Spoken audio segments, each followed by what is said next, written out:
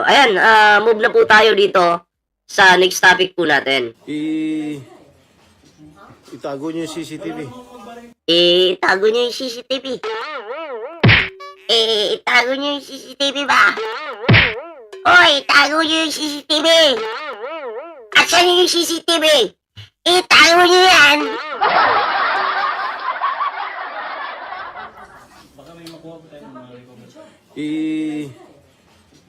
Itago niyo yung CCTV.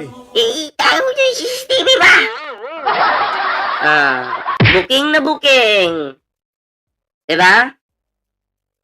Bakit nyo kailangan itago yung CCTV? Para ba walang ebidensya? Para malinis yung lights, camera, action? Para yung script nyo hindi mahalata? Ganun ba yon? Ganun ba yon, Jingay? Viral eh. Mismong live niya, mga pre. Eto, sa pagkakalam ko, live niya to eh. Diba? Live niya to. Kaya, sabi ko nga mga pre, dito, nabutasan si Jengay. Minggoy. Kulong ka, plunder.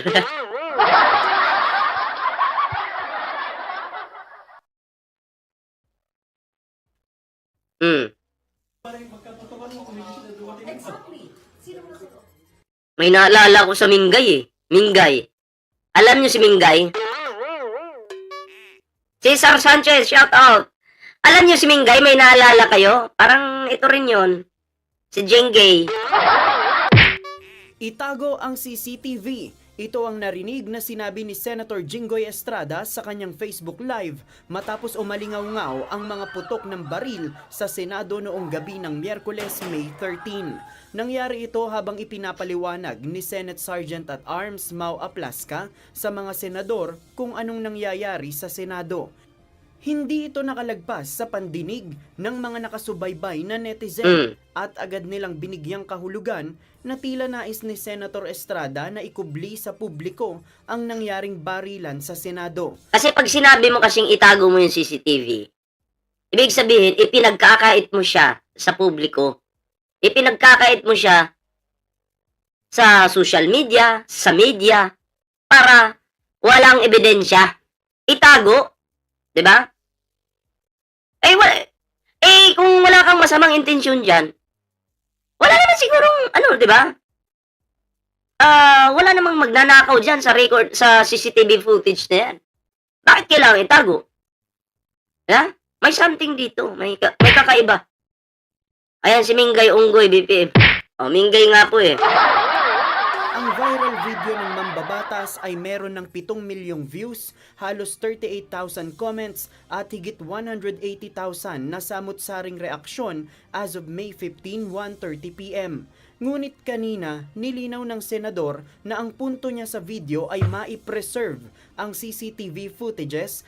Ayan, maniwala po ba kayo itago niyo yung CCTV? Tapos sasabihin niya ngayon, para lang ma-preserve daw. Ako hindi po ako naniniwala dyan. Okay? Hindi po ako naniniwala dyan na yun talaga yung purpose. Hindi nyo maluloko ang publiko. Wala na yun, nasabi nyo na. Okay, sana yung sabihin nyo, itago nyo yung CCTV. Okay? Or di kaya, bantayan yung CCTV, no? Para ma-preserve natin yung mga ebidensya. Magkaiba po kasi yung itago sa i-preserve. Magkaiba po, spelling pa lang, iba na. Diba? Pag tinago mo, pag sinabi mong itago, pinagkakait mo yan. Ibig sabihin yan, pinagkakait mo sa publiko. Bigyan ko kayo example. May chichirya. May magkapatid kayo, may chichirya. Inutusan mo ka ng nanay mo na itago mo yung chichirya, ballpoint man. Anong purpose? Para hindi makita nung kapatid ko kasi matakaw sa chichirya yon. Di tatago ko ngayon. Kasi yung chichirya, di ba? Pinapatago ng nanay ko eh. So, ang purpose nung para hindi makita ng kapatid ko. Di ba? Para hindi niya makain yung chichirya. Ganun din po dito sa issue na to ni Jingay. Itago niyo yung CCTV. Ano yung purpose? Para ipagkait sa publiko ipagkait sa media, yun. Para walang ebidensya. Oh. Kaya yung sasabihin yung, para lang ma-preserve, ngek-ngek mo, Jinggoy, utot mo. Oh. ng pamamaril para magamit bilang ebidensya. Preserve yung CCTV for future reference. Kaya naman binigyan ng ulit pagsasalita ko. Ay, bobo ka eh. Lahat, hindi kasi, kaduda-duda kasi yun, Jinggoy. Yung itago yung CCTV, kaduda-duda yun. Diba? Mapapaisip ka talaga, bakit itatago? Diba? Oh. Mga Pilipino talaga mapapaisip talaga niyan. Teka lang, bakit mo itatago? Diba? Kita sila lahat sa CCTV, pati Minggoy na yan. Kaya nga itatago daw. Portado rin niya ang paglalabas nito kung gagamitin sa investigasyon. I'm open to it. Pagdating ng investigation, dapat ilabas talaga yung CCTV footage. No choice ka. Umayag ka man, Jinggoy, sa hindi, lalabas talaga yan. Kaya no choice ka, sasabihin mo na sa publiko na makikita talaga yan, di ba?